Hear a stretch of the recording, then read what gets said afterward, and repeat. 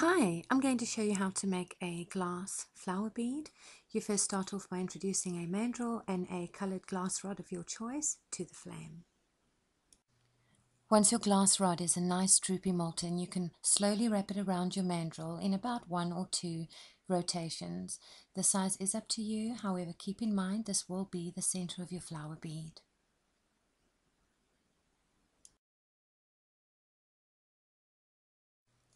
At this point, you're just going to be shaping your bead in the flame so that it can be even on all sides in a nice symmetrical shape. I take a lot of time at this point, just so that it can be a perfect canvas for the next step. Okay, I've just picked up a rod of transparent amethyst and I'm going to melt it slowly in the flame, and once it's another droopy molten effect, you're going to slowly rotate it around your bead so that it covers it nicely, and then if there are any imperfections you can just fill it in on the sides with a molten so that you have a symmetrical finish. And then you just follow the procedure again of slowly melting it in to create a symmetrical bead once again.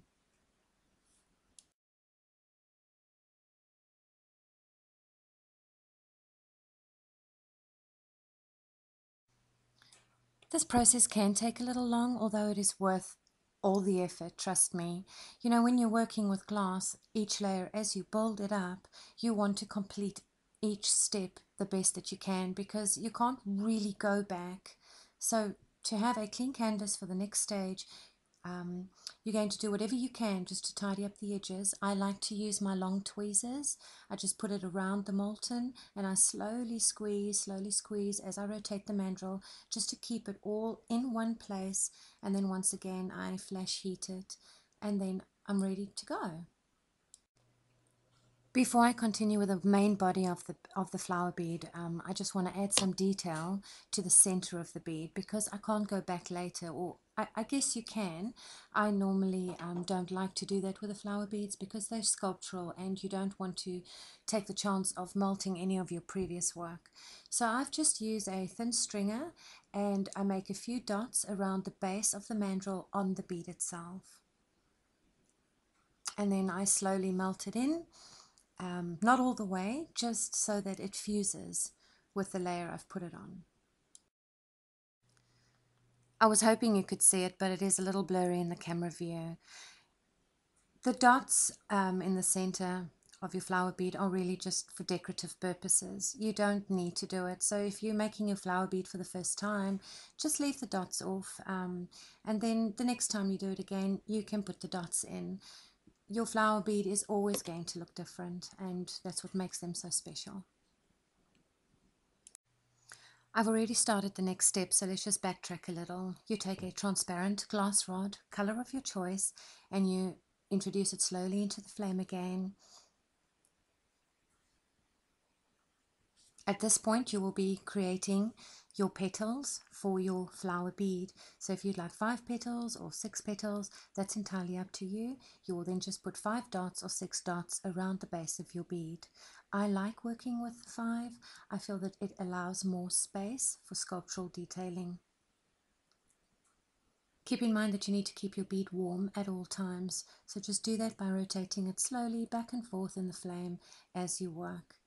Alright, so the next thing I'm doing now is I'm just adding some more glass to each dot. I'm building it up because I eventually am going to flatten this glass and would like to form nice round petals.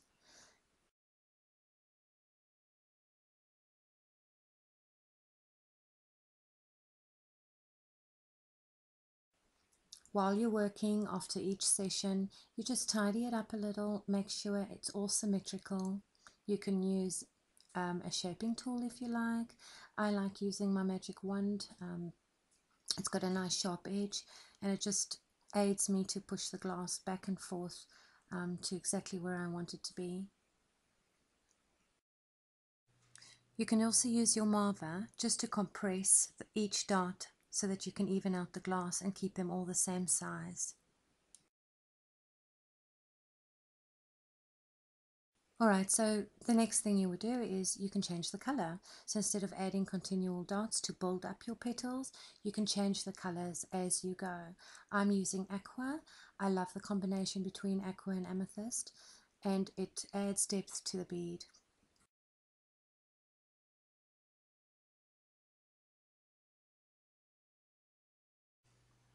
As you build up the dots and they get bigger, you'll find that they're a little harder to manage. So at this stage, I find it easier to work with them individually. And as I put glass on one, I softly and gently compress that glass, and then I move on to the next dot and so on until I'm done with the entire section.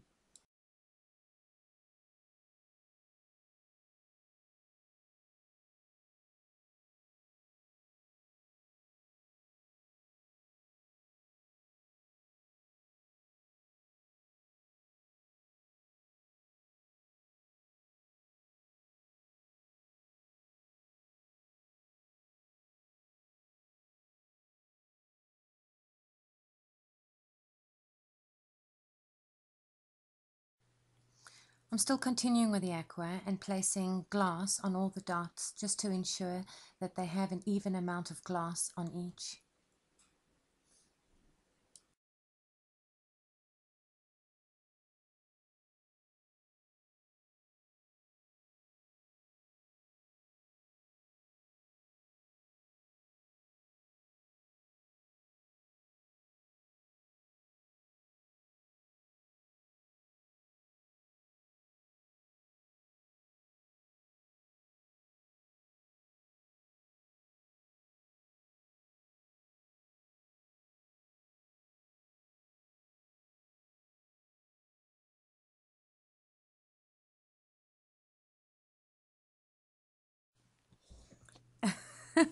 Okay, well, believe it or not, I'm actually going to add some more glass in another color again, all the way around. So when I edit this video, I'm going to fast forward through this section and it's going to be really fast. But basically, it is just the same as what you've done now with the aqua, except you're using another color.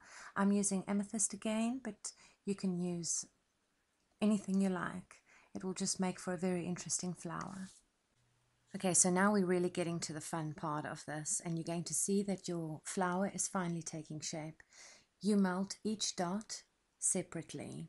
You still need to keep the entire bead warm, but you melt each dot separately, and then with flat tweezers, you squeeze the dot so that you can shape your petal.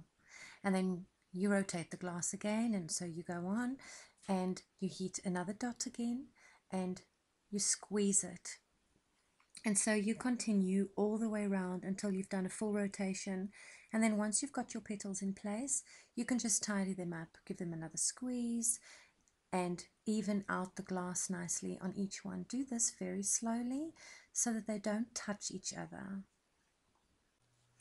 You will notice that it takes you a while to get all the petals perfectly in shape. So I will be fast forwarding this on the movie again.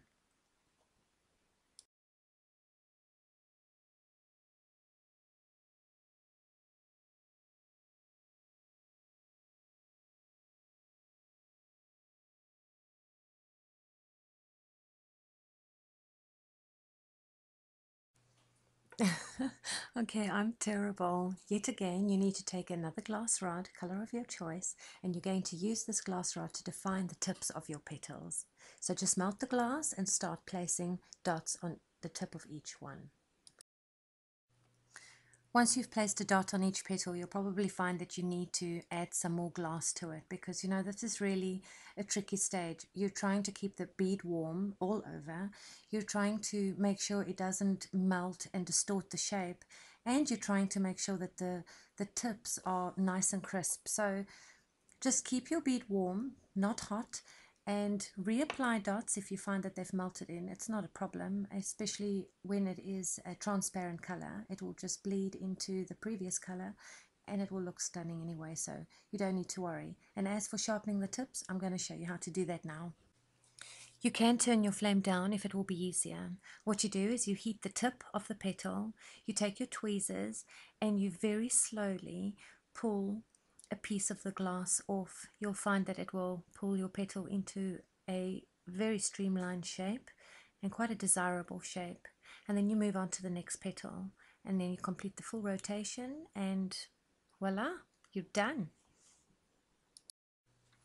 Okay, well, almost done. You still need to just make sure that your flower is shaped correctly. You can take your tool and just push all the petals in the right places and shape it a little bit more if you like. Don't forget, the very important thing is to, while you're doing this, keep your bead warm, and then right in the end you need to flame polish your bead. This just takes the stress out of all the glass, and you pop it in the kiln and then you wait. Enjoy and let me know how you went. I'd love to hear your feedback. Thank you very much for watching this video. I hope it was informative. Feel free to contact me. You can go to my website on www.lorrainedowdle.com.